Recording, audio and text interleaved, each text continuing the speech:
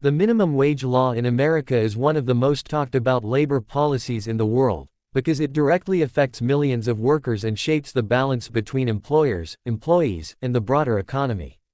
The federal minimum wage in the United States was first introduced in 1938 under the Fair Labor Standards Act.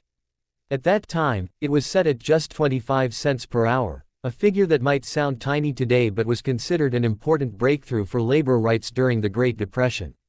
Since then, the federal minimum wage has been adjusted multiple times by Congress, with the current level standing at $7.25 per hour, a rate that has not increased since 2009. This stagnation has made the minimum wage a highly controversial and politically charged issue in modern American society. When we look at the minimum wage law, it's important to understand that while there is one federal standard, many states and cities are free to set their own higher wages, and many of them do. For example, states like California, Washington, and Massachusetts have minimum wages well above the federal rate, often exceeding $15 an hour, while other states still stick to the federal minimum or in some cases have no state minimum at all, relying completely on the federal level. This creates a patchwork system where a worker in one state may earn double what someone in another state earns for the same type of work, raising debates about fairness and equality in a country that prides itself on opportunity. Supporters of raising the minimum wage argue that the current federal rate is simply too low to cover the basic cost of living in modern America. Imagine a full-time worker earning $7.25 an hour. Even if they worked 40 hours a week, 52 weeks a year, their annual income would be just over $15,000 before taxes. For a single person, this falls below what most economists consider a living wage, and for anyone raising children, it is almost impossible to cover rent, food, healthcare, and other necessities. This is why advocates for higher wages push for a federal increase to $15 per hour, claiming it would lift millions out of poverty, reduce reliance on government welfare programs, and give people the dignity of living off their own earnings. On the other hand, critics of sharp wage increases argue that forcing businesses to pay higher minimum wages could backfire. They warn that small businesses, already struggling with thin profit margins, may cut back on staff, reduce hours, or even close down if wages rise too quickly. Larger corporations might turn to automation, replacing cashiers and other low-wage jobs with machines, leaving many without work at all. Opponents also say that wages should be determined by the free market and the value of labor, not by government mandates, and that a one-size-fits-all wage does not make sense in a country as diverse as America, where the cost of living in New York City is dramatically higher than in rural Mississippi. Despite these debates, the momentum toward higher wages is growing. Many states and local governments have enacted gradual increases that raise the minimum wage by small steps each year until it reaches a target figure. For example, California has committed to a $15 minimum wage, and other states like New York and Washington are following similar paths. In addition, several large companies, including Amazon, Target, and Costco, have voluntarily raised their starting pay to $15 or more, both as a way to attract workers in a competitive labor market and to respond to public pressure. These moves are shaping the national conversation, making it harder for lawmakers in Washington to ignore calls for change. The story of the minimum wage law is not just about numbers, it is about human lives. Every dollar difference in wages means more food on the table, rent paid on time, or access to healthcare. For millions of Americans, especially women, minorities, and young workers, the minimum wage is not a temporary job stepping stone, but the reality of long-term employment. Raising or not raising it has consequences that ripple through families and communities.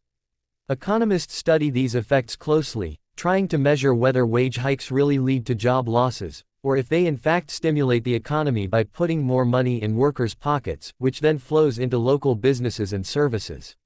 Looking at history, every time the federal minimum wage was raised, similar debates erupted. Business groups warned of disaster, while labor advocates celebrated. And while there have been cases of job losses in some industries, overall, the American economy has continued to grow, with workers generally benefiting from the increases. Still, the gap between the minimum wage and the cost of living continues to widen, especially in urban areas where housing costs have skyrocketed. This is why the discussion today often goes beyond simply raising the wage. Some policymakers propose indexing the minimum wage to inflation, so that it automatically rises with the cost of living, preventing workers from falling behind every time prices increase.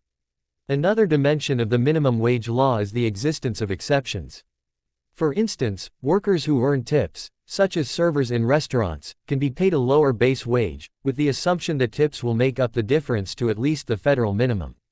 However, many workers in tipped industries report that this system is unreliable and leaves them vulnerable, especially during slow business times or economic downturns.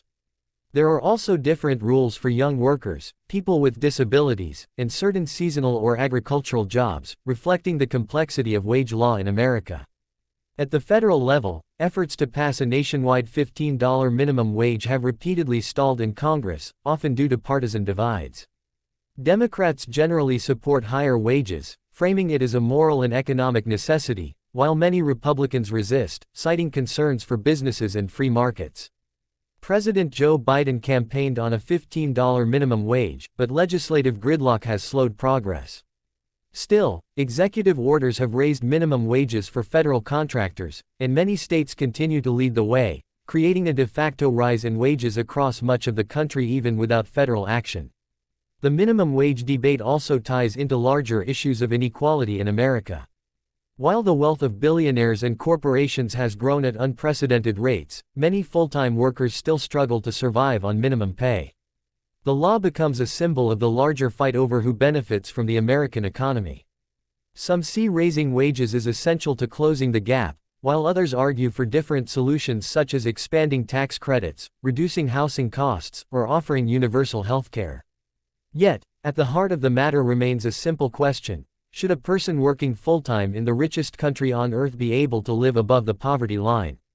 As we move deeper into the 21st century, the future of the minimum wage law will likely continue to be a flashpoint in American politics. Automation, artificial intelligence, and remote work are changing the labor market in ways that make traditional low-wage jobs both more vulnerable and more essential.